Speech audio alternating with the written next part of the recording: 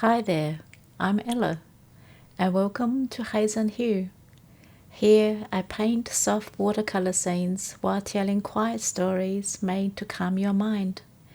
Whether you're here to unwind, paint along, or just listen in the background, this space is for slowing down. I'm so glad you're here. The autumn wind carried secrets through the streets of Bloomhaven, rustling through dying leaves with whispers only certain souls could hear. Elias walked home from the library, his worn backpack heavy with borrowed books, the familiar weight of solitude settling around his shoulders like an old coat. At 14, he had grown accustomed to being invisible. The quiet boy in the back of the classroom, the one who ate lunch alone while reading, the one who noticed everything but was noticed by no one. His sneakers scuffed against the cracked sidewalk as he passed the familiar landmarks of his small town.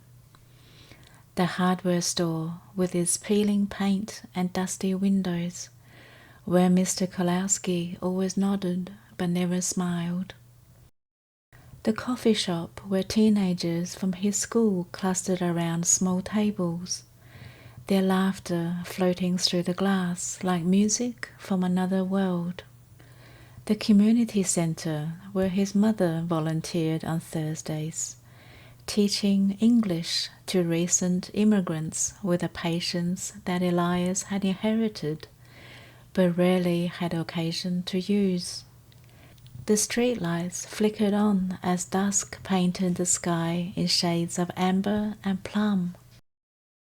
Elias paused at the corner of Maple and Third, adjusting his backpack strap and pulling his worn jacket tighter against the October chill. It was here where Mrs. Henderson's garden shed cast long shadows across the sidewalk that he first heard it, a soft rustling that didn't quite match the rhythm of the wind. The sound was delicate, like silk scarves brushing against each other, or perhaps like the whisper of pages turning in an ancient book. He tilted his head, listened with the careful attention he'd learned from years of existing on the periphery of life. The rustling came again, more distinct now, beckoning from the narrow alley between the old Victorian houses that stood like weathered sentinels against the evening sky. Most people would have dismissed it as autumn's playful dance with fallen leaves. But Elias had always been attuned to the subtle music of the world that others missed. The same instinct that had drawn him to help creatures in need, like the sparrow he'd found 3 weeks ago. The memory was still vivid in his mind. He'd been walking home from school when he spotted the small brown shape huddled beneath the gnarled oak tree behind his house. Its wing twisted at an unnatural angle, while his classmates had hurried past on the sidewalk beyond the fence, eager to reach their after-school activities. Elias had quietly slipped through the gate into his backyard. The sparrow had looked up at him with one bright black eye, its head tilted at an angle that spoke of both pain and desperate hope. He'd knelt in the damp earth and carefully gathered the injured bird in his cupped palms. The sparrow's body had been warm and impossibly light, its heartbeat rapid against his fingers. There had been something profound in that moment, a connection that transcended species, a recognition of shared vulnerability in a world that could be both beautiful and cruel. For 2 weeks he cared for the bird in secret. Each morning before school, he'd check the shoebox he'd prepared with soft rags and air holes, feeding the sparrow breadcrumbs and water from an eyedropper while speaking to it in gentle tones. He'd fashioned a splint from a popsicle stick and strips torn from his own t-shirt, watching with quiet satisfaction as the bird's strength returned day by day. Then one morning he found the lid nudged open, the box empty, save for a single grey feather, had filled him with quiet joy. He'd watched from his window as the sparrow tested its wings in the oak tree's branches. The rustling came again, more insistent now. Elias glanced around the empty street and followed the sound into the alley. The narrow passage was thick with shadows that it seemed to move independently of their sources. Ivy cascaded down the weathered fence boards in grey-green waterfalls, and in the dim light he could swear the leaves shimmered with an inner luminescence. At the alley's end, where logic dictated it should open onto another street, Elias found instead something impossible. A gap in the ivy-covered fence, just wide enough for a slender boy to slip through, glowed with the faintest suggestion of light. The opening seemed to pulse gently, like a doorway breathing, and from beyond it came not the sound of traffic, but something far more enchanting. The distant trickle of wind chimes made from crystal and starlight. He approached the gap slowly, his heart beating faster with each step. Without allowing himself time to reconsider, he squeezed through the fence. The world changed completely. Where concrete and asphalt should have continued, a winding path of smooth river stones stretched before him into what could only be described as an enchanted forest. Each stone glowed with a soft pearl-like luminescence that seemed to emanate from deep within the rock itself. The light was warm and welcoming, nothing like the harsh yellow of street lamps. This was light with a soul. The trees that lined this impossible path were unlike anything in Bloomhaven's carefully maintained parks. Ancient oaks and maples gave way to species he'd never seen before. Tall, graceful giants with silver bark that pulsed with veins of soft light. Their leaves whispered in language older than memory, creating a symphony that spoke directly to something primal in his chest. Between their trunks, fireflies danced in patterns too perfect to be natural, weaving through the air like living embroidery. Elias's breath caught in his throat, misting in the cool air that tasted of night-blooming jasmine and something indefinably magical. This was impossible, of course, but the path beneath his feet felt solid and real, and when he reached out to touch one of the glowing trees, the bark was rough and warm against his palm. The path beckoned him forward, and he found his feet moving of their own accord, drawn deeper into this forest that existed in the spaces between what was and what could be. As he walked, he became aware of the forest's subtle magic, not just the whispering leaves or the distant chimes, but the melodies that shifted and changed like living things. Other times, the music swelled into something grander, like orchestras composed of wind and starlight.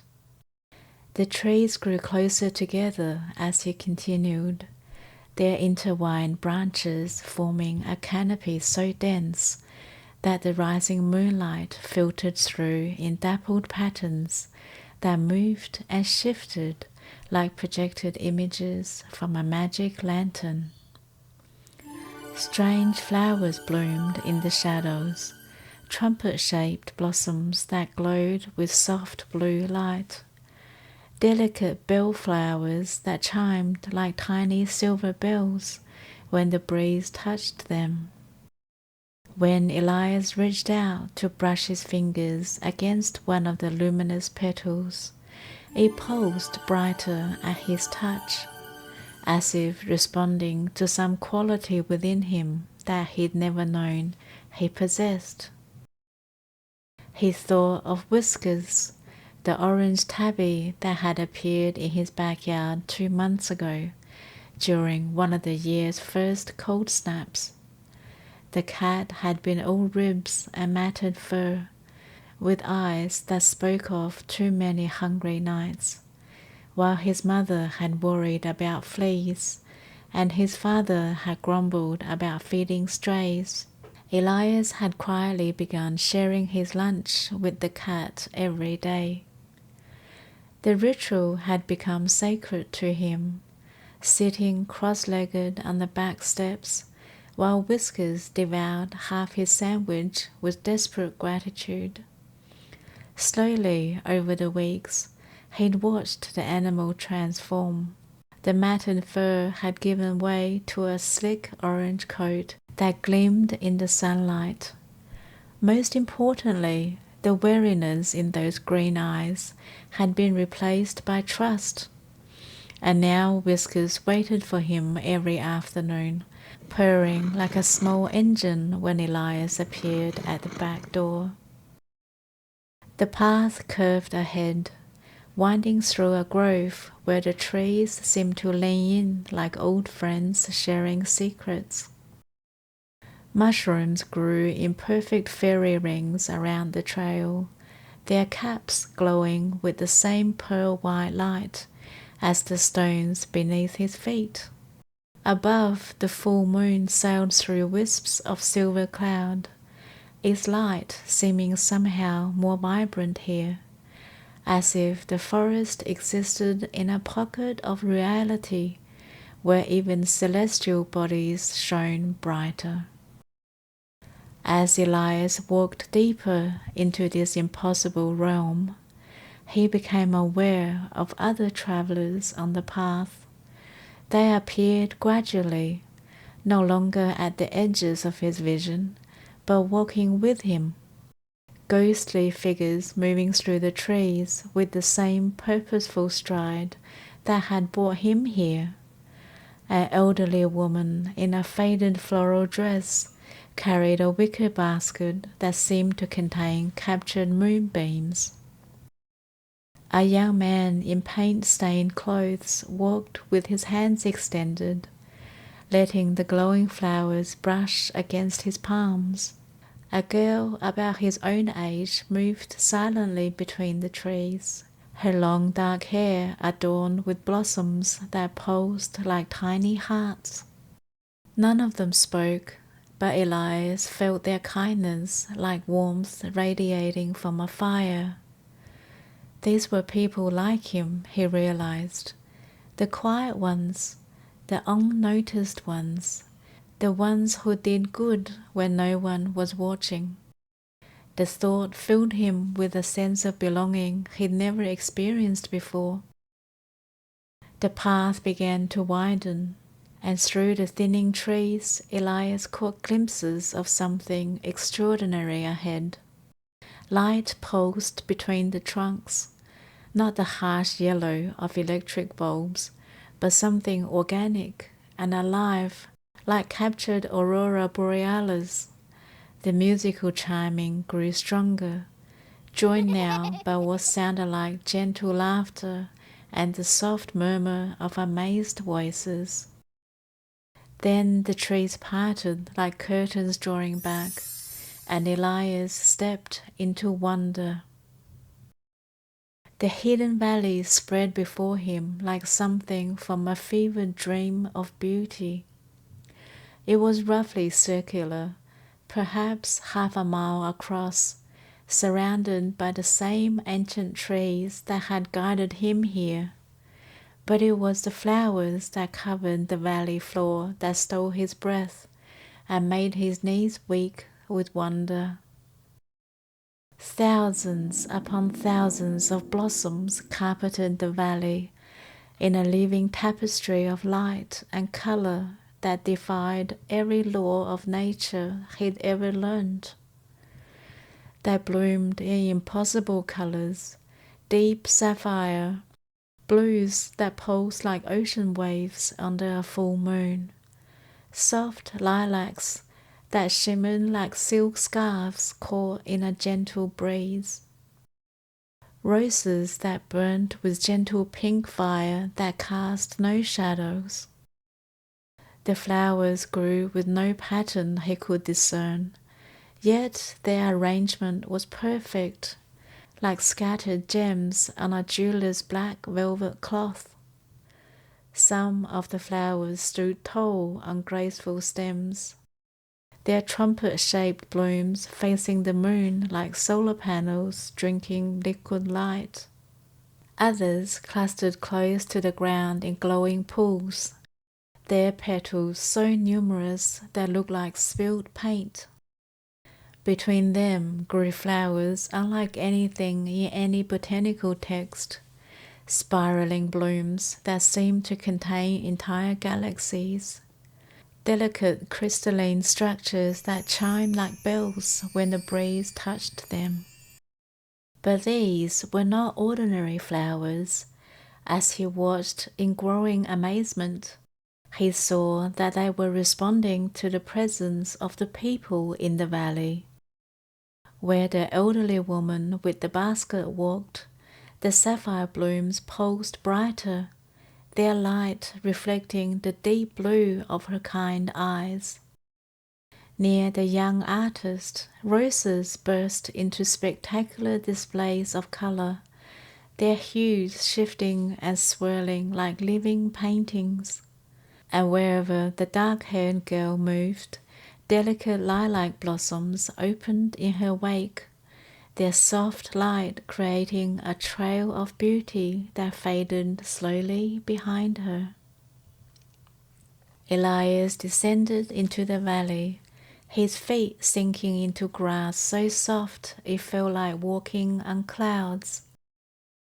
The closer he came to the flowers, the more responsive they became. Sapphire trumpets turned toward him, their bells chiming in harmony. Rose bushes unfurled new blooms as he passed, their petals shimmered with opalescent fire. But it was the lilacs that called to him most strongly. Clusters of tiny star-shaped flowers that glowed with the exact color of twilight sky. He knelt beside one of the larger clusters, reaching out tentatively to touch the delicate petals. The moment his finger made contact, the entire bush blazed with light, and the sensation that flooded through him was indescribable. It was every act of kindness he'd ever performed, magnified and reflected back at him like light through a prism. He felt the sparrow's wing healing beneath his gentle touch, saw whiskers purring contentedly in the autumn sunshine, remembered the countless small moments where he'd chosen compassion over indifference. But more than that, he felt the kindness of others all around the world. In moments both grand and humble, people were choosing to be kind, and somehow, impossibly, this valley knew. "Beautiful, isn't it?" a voice said softly beside him. Elias looked up to find the dark-haired girl standing nearby, her eyes reflecting the glow of the flowers like twin stars. Up close, he could see that the blossoms in her hair weren't decorations. They were growing there, tiny lilac buds that pulsed with the rhythm of her heartbeat. "I've never seen anything like it," he whispered, afraid that speaking too loudly might break the spell. She smiled, and more flowers bloomed in her hair. "I'm Luna. This is my third time here. The valley calls to those who understand that kindness isn't about being seen, it's about seeing others." "How is this possible?" Elias asked, gesturing at the impossible garden around them. Luna knelt beside him, her fingers trailing through the glowing grass.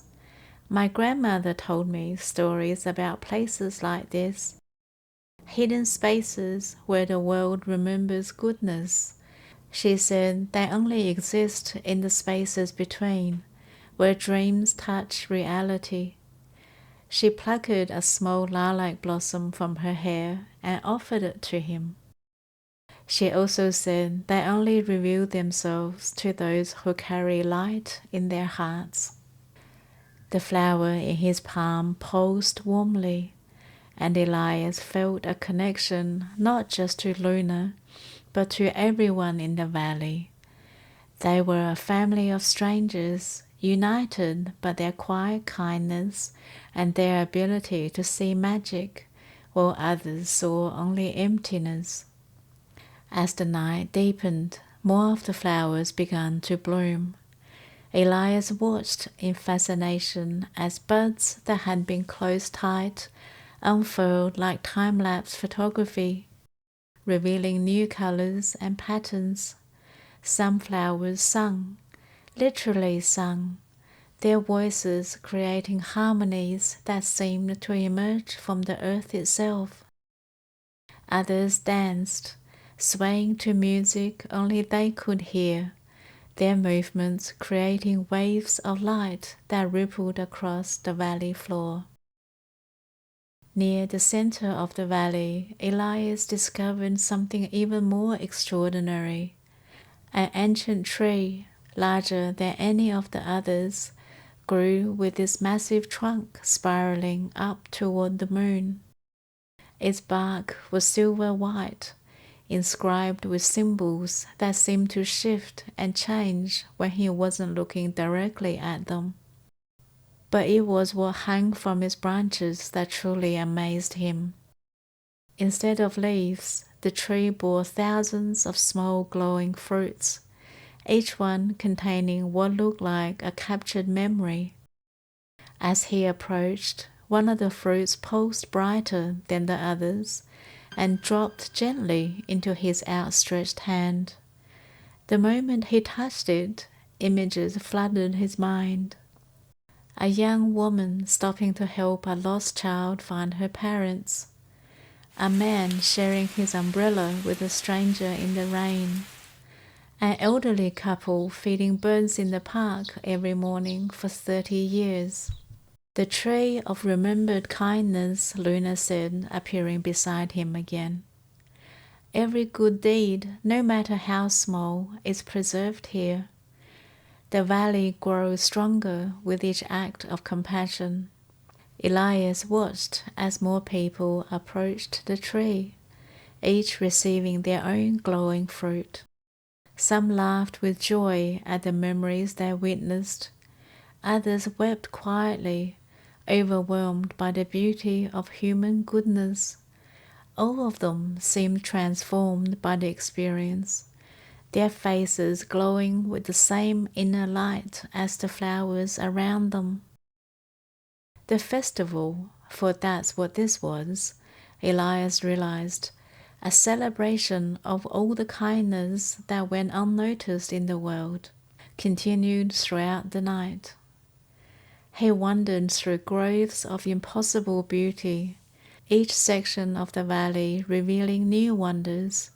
There were pools of liquid starlight where water lilies bloomed with petals made of crystallized dreams. Gardens where the flowers grew in spirals that told stories when viewed from above. Meadows where the grass itself glowed, creating carpets of soft green light that felt like walking uncaptured sunshine. But perhaps most wonderful of all were the other festival goers. The elderly woman with the basket, whose name was Rose, had been collecting fallen petals to bring to the children in the hospital. Somehow the flowers would retain their glow just long enough to brighten a sick child's room before fading. The young artist, Marcus, painted with brushes made from the glowing stems, creating artwork that would inspire kindness in everyone who saw them. A quiet librarian named Thomas had been invited after years of secretly leaving exactly the right books where troubled teenagers might find them. Each person had a tale of quiet heroism, of small acts that had rippled outward in ways that never imagined. And here, in this impossible valley, their goodness was not only recognized but celebrated with a beauty that took their breath away. As dawn approached, though somehow Elias knew dawn in the valley followed different rules than in the ordinary world, he felt a gentle tugging at his consciousness, like a parent's soft call to come home. Around the valley, the other visitors were beginning to drift back toward the forest paths, their faces serene with the memory of what they'd witnessed. The flowers seemed to sense the approaching end of their night of glory, blooming with renewed intensity as if storing up light for the long wait until the next full moon. Luna approached at his side one last time, a crown of lilacs now circling her head like a living diadem. "Will I see you again?" she asked. Elias nodded, surprising himself with his certainty. "I'll be back. But will I remember? Will any of us remember this?" She smiled, and the flowers in her hair pulsed like tiny stars. The valley ensures those who need to remember do, and those who might not understand yet forget until they are ready. She pressed something into his hand, a small seed that glowed with the soft light of lilacs. "Plant this in your garden. When it blooms, you'll know another festival is near." The walk back through the forest felt like swimming up from a beautiful dream. The path of glowing stones remained, but the impossible flowers had closed their blooms, returning to the shadows until another night called them forth. As Elias emerged through the gap in the ivy-covered fence, he found himself back in the familiar alley, the morning sun just beginning to peek over the rooftop of Bloomhaven.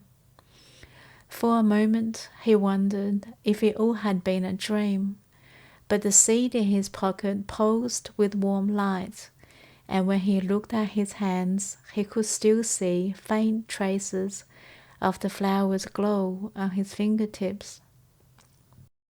More importantly, he felt different. The weight of the invisibility that had pressed on his shoulders for so long had lifted, replaced by something he'd never experienced before. The certain knowledge that his kindness mattered, that every small act of goodness rippled outward in ways he couldn't imagine. He planted the seed that afternoon in a quiet corner of his backyard, watering it with care and whispering to it about sparrows and stray cats and the magic of being truly seen. And though he told no one about the Midnight Bloom Festival, he carried this lesson with him every day, that kindness is his own reward, that goodness grows in the shadows, and that somewhere in the spaces between dreams and reality, there exists a place where no act of love, no matter how small, is ever forgotten. 11 months later, as the autumn moon grew full and bright, Elias woke to find his garden glowing with soft lilac light. A single impossible flower had bloomed, its petals shimmering like captured starlight.